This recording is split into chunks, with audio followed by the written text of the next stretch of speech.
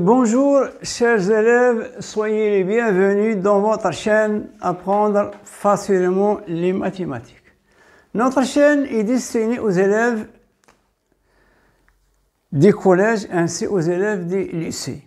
Dans notre vidéo d'aujourd'hui, nous allons essayer de traiter ou bien de commencer par le traitement des premiers exercices concernant le chapitre la trigonométrie. Donc, c'est un chapitre qui fait partie du programme des troncs communs scientifiques. Donc, nous allons commencer par notre premier exercice. Donc, spécialement, ces exercices sont destinés aux élèves des troncs communs option française.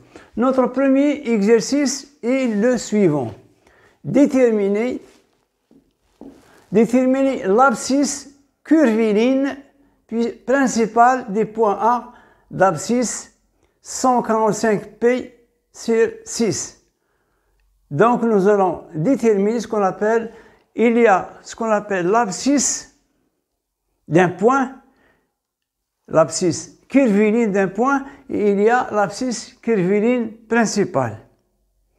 Donc, si l'abscisse curviligne est compris entre moins, ou bien appartient à l'intervalle moins P,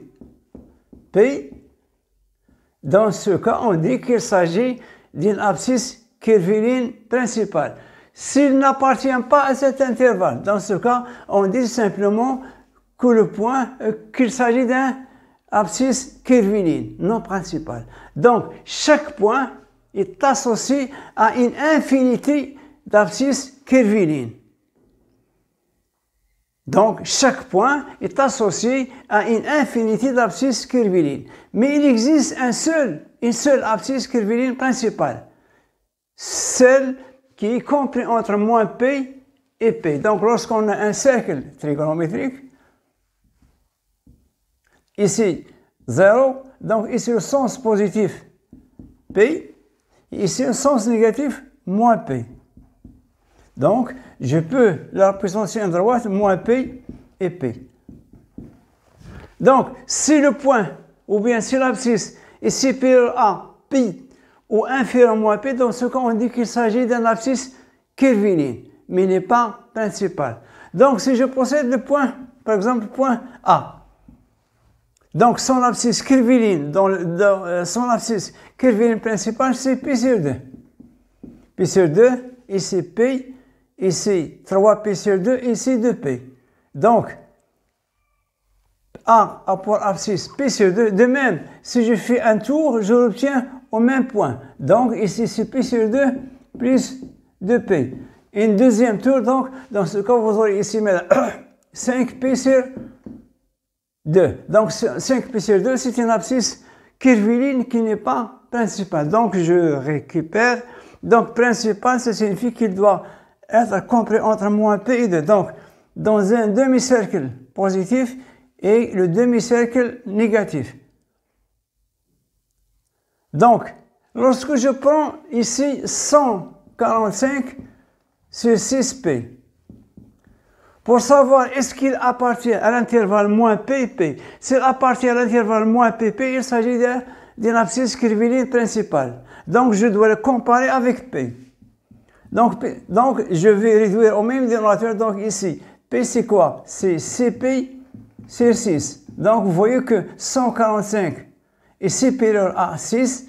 Donc, 145P sur 6, c'est une abscisse curviligne non principale. Donc, on nous demande de déterminer l'abscisse curviligne principale, c'est-à-dire qui est compris entre moins P et P.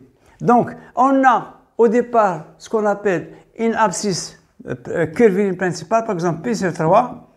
Lorsque j'ajoute 2P, donc j'aurai une autre abscisse, plus 4P, ou bien P sur 4 plus 2KP. Dans ce cas, j'obtiens toujours une abscisse qui est curviligne. Mais lorsqu'il est compris entre moins P et P, dans ce cas, il s'agit d'une abscisse curviligne principale, ou bien la mesure d'un angle principal et la mesure d'un angle tout simplement d'un angle.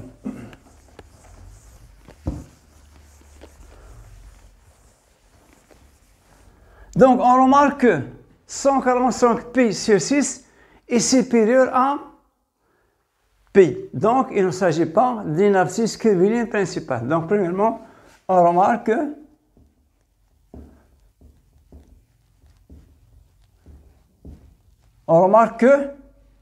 145π sur 6 est strictement supérieur à π. Donc, cette abscisse n'est pas abscisse curviligne principale. D'où 145π sur 6, 145π sur 6 n'est pas une abscisse curviligne principale. Donc, pour nous, on doit essayer de trouver l'abscisse principale qui correspond à cette abscisse curviligne. Donc, mais il faut que notre abscisse, ou bien notre nouvelle abscisse, doit être comprise entre P et moins P. Donc, ici, il y a plusieurs façons de déterminer l'abscisse curviligne principale. Ici, on va essayer d'utiliser une méthode qui est plus théorique et qui n'est pas très pratique, mais c'est une méthode qui est théorique. Donc, je vais supposer soit A, l'abscisse curviligne principale.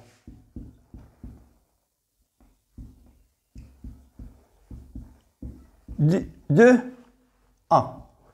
Donc, j'ai supposé que A, c'est l'abscisse curviligne principale. Je ne le connais pas. Tout simplement, je connais une abscisse qui est curviligne, non principale. Donc, l'abscisse curviligne 145π sur 6 égale à l'abscisse curviligne plus de 2kp. K appartient à Z. Je recommence. Donc, l'abscisse curviligne de A est supérieure à P. Supérieure à P. Donc, notre abscisse curviligne est égale à l'abscisse curviligne principale plus un nombre de tours. C'est 2P ou bien 4P ou 7P. On ne sait pas le nombre qu'ils ont ajouté. Donc, il faut déterminer la valeur de K.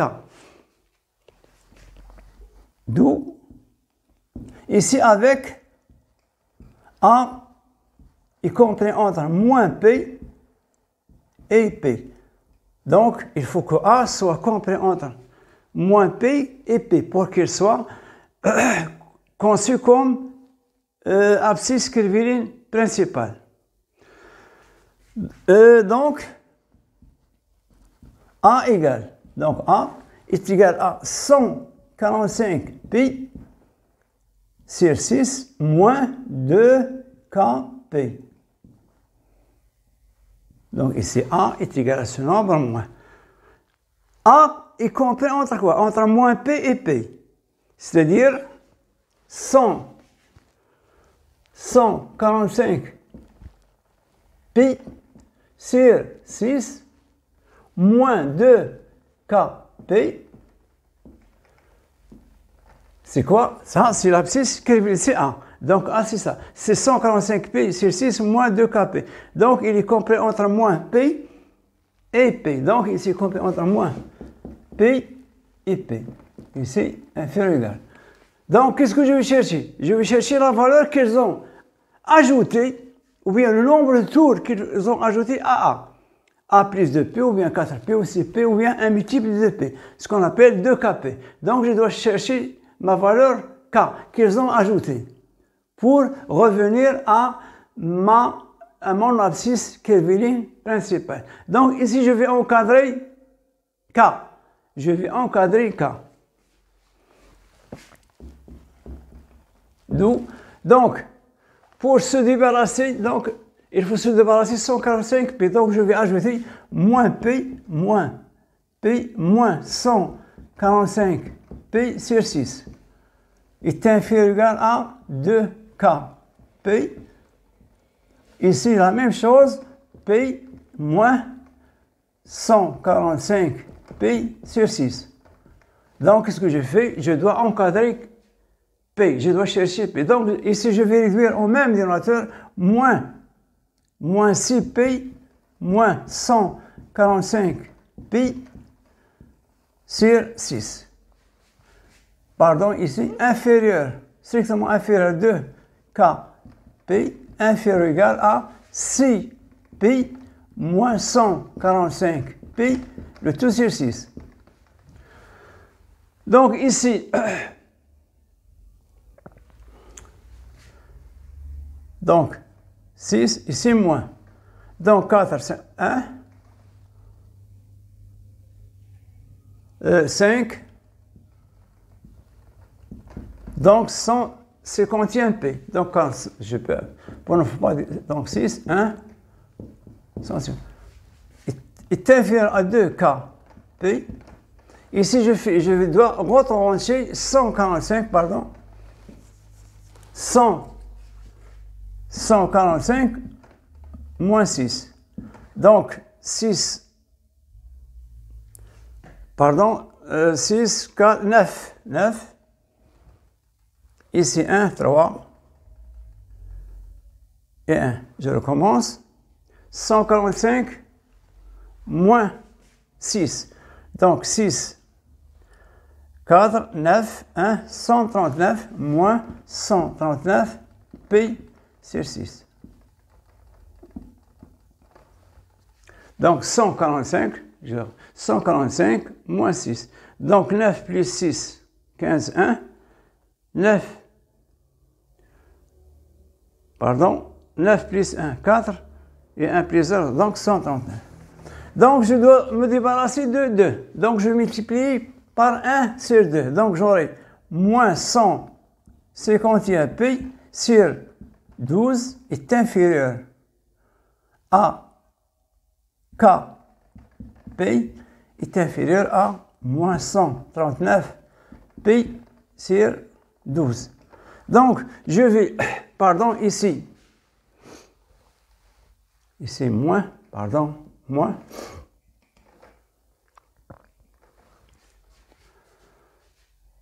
Je vais supprimer ici, je vais simplifier par pp. Donc, j'aurai 151 moins 151 sur 12 est inférieur à moins K est inférieur ou égal à 139 sur 12.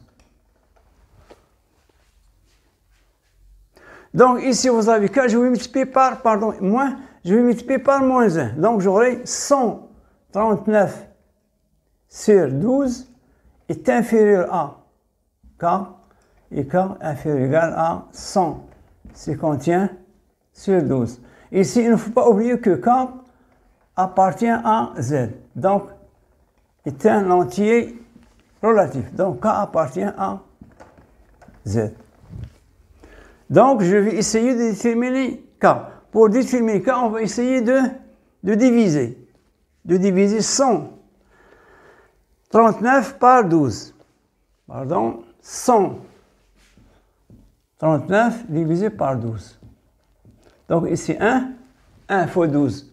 12, ça reste 1, 19. 19, 1. 1 fois 12, 12. Ça reste ici 7.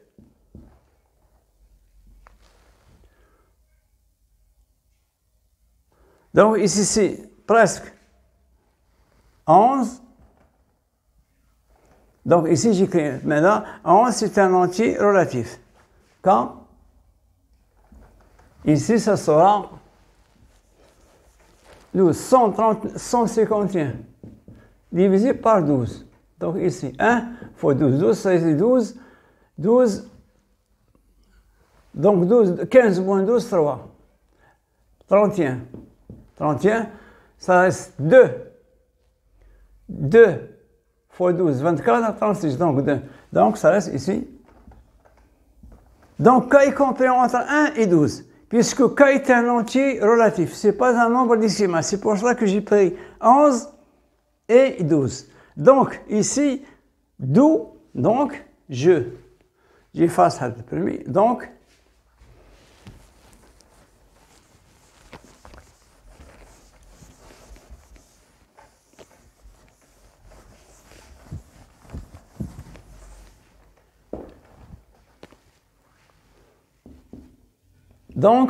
K est égal à 12.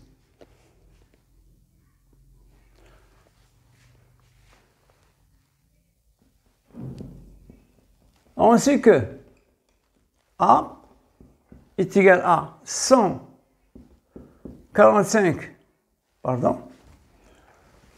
On sait que 145 pi sur 6 est égal à A plus 2kp, ce qu'on avait au départ. C'est-à-dire que A est égal à 145 pi sur 6 moins 2kp. Donc 100 avec K est égal à 12. Donc je vais remplacer K par 12. Donc A est égal à 145 pi sur 6 moins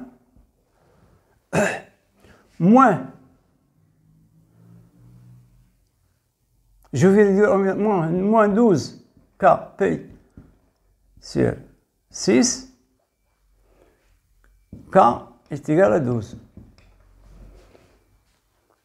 Donc 145 pi sur 6 moins, j'ai réduit moins le dénominateur, donc moins 12 K. Avec K est égal à 12, donc j'aurai A égale 145 pi, ici 6, moins 12 fois 12, moins 144 pi sur 6. Donc, qu'est-ce que j'ai fait? J'ai remplacé K par 12, c'est-à-dire 12 fois 12. Donc, 4, 2, donc 144. Donc, 144, P moins 144 P, ça donne P sur 6. 145 P moins 144 P sur 6, c'est égal à P sur 6. Donc, d'où A est égal à 6 sur P sur 6. Donc, l'abscisse, donc 145 P moins 146, donc l'abscisse curviligne principale, c'est P sur 6. Et ici, avec, P sur 6 appartient à l'intervalle moins P, P. Donc, l'abscisse, d'où l'abscisse curviligne, de quoi? Principale de A et P sur 6. Donc, 145 P sur 6, c'est une abscisse curviligne qui n'appartient pas à l'intervalle. Il est hors du cercle. Donc, mais A, P sur 6, c'est ça, son abscisse curviligne principale. Donc, 145 P sur 6, c'est l'abscisse curviligne du point B. Mais P sur 6, c'est l'abscisse curviligne principale, c'est-à-dire qui appartient à l'intervalle moins P sur B. Donc, c'est un peu difficile. Donc, il y a plusieurs façons de déterminer ce qu'on appelle l'abscisse curviligne principale. Donc, nous aurons l'occasion de traiter ou bien de passer par ces méthodes. Donc, c'est ainsi prend fin notre vidéo et merci de nous avoir suivis et à la prochaine vidéo.